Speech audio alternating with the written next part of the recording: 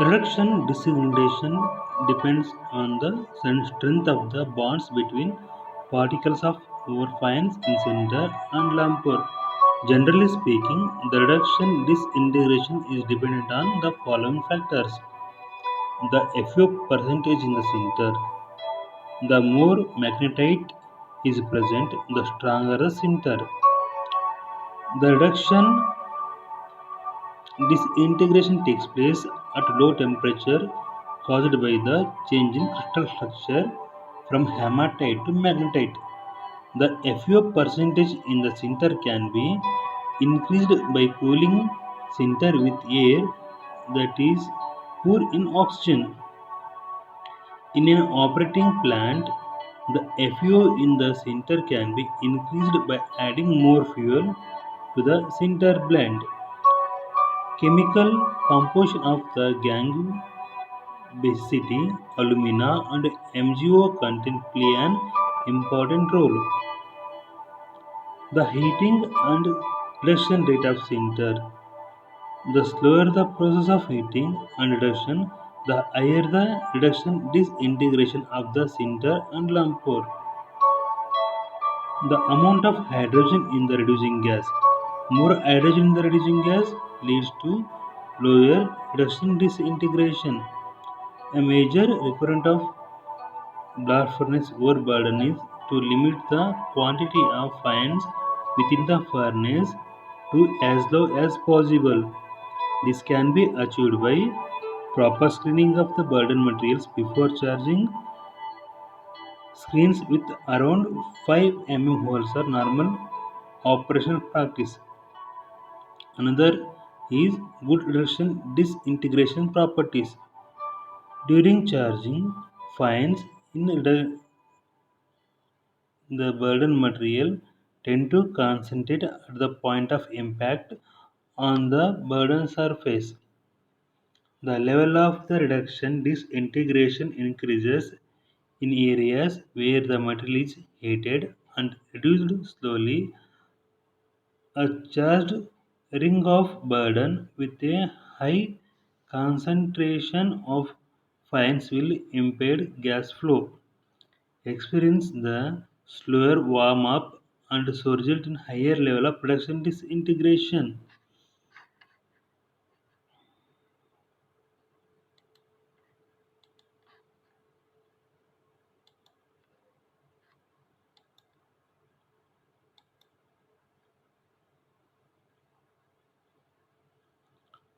The reducibility of the burden is controlled by contact between gas and the burden particles as a whole, as well as the gas diffusion into particles.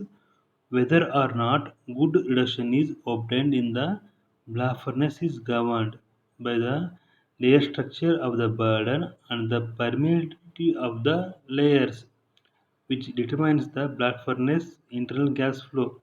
This is discussed in depth in the later blast furnace chapters. Reducibility of the blast burden components will be of less importance if the gas flow within the furnace does not allow sufficient contact for the reactions to take place. As soon as burden material starts softening and melting, the permeability for gas is greatly reduced. Therefore, the burden material should start melting at relatively high temperatures, and interval between softening and melting should be as short as possible so that they do not impede gas flow while they are still high up the stack. Melting properties of the burden materials are determined by slag composition. Melting of the acid pellets and lump pores starts at temperatures of 1050 to 1100 degrees centigrade, while flux, pellet, and sinter generally starts melting at higher temperature.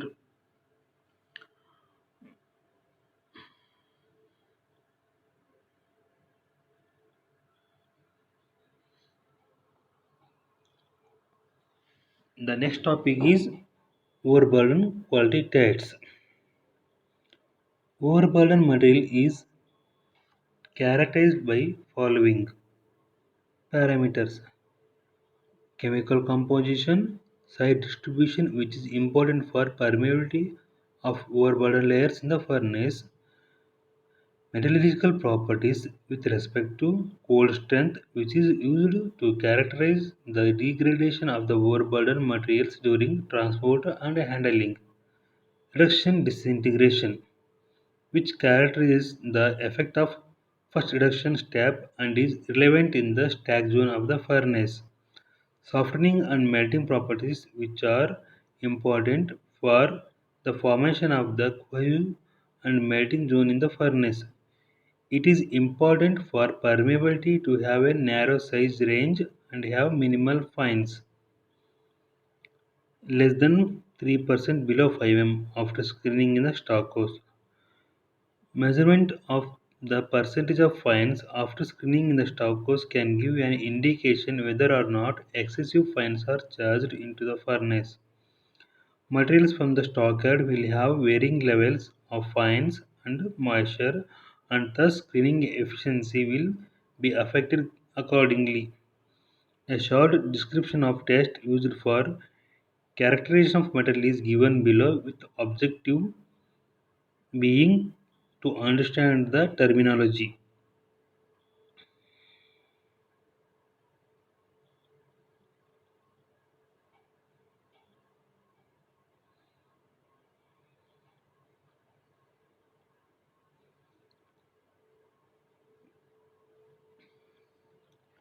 For in-depth characters of the material, we can refer the table above. The table comprises its size, cold strength, and strength after reduction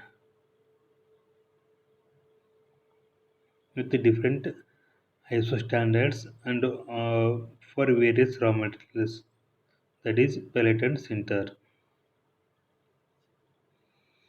Next, we move to another test for cold strength. Cold strength is mostly characterized by a tumbler test. For this test, an amount of metal is tumbled in a rotating drum for a specified time interval. Afterwards, the amount of fines are measured. The size distribution of the tumbling is determined and used as a quality indicator. For pellets, the force needed to crack the pellets, referred to as cold compression strength, is determined, although not representative for the blast furnace process. It is a fast and easy to carry out. The percentage weak pellets give an indication on quality of induration. Next test for reduction disintegration. The reduction disintegration tests are carried out by heating a sample of the burden to at least 500 degrees centigrade and reducing the sample with gas containing carbon monoxide and sometimes hydrogen also. After the test, the sample is cooled, tumbled, and the amount of fines is measured. The result is the percentage of particles smaller than 3.15 mm. The HOSIM test is a test where the sample is reduced to the end point of gas reduction in the furnace. After the test, the sample is then tumbled. The result are the reducibility defined by the time required to reduce the sample to the end point of the gas reduction. And the reduction disintegration is represented by the percentage of fines that is below 3.15 mm after tumbling, although both tests are relevant for the upper part of the furnace process.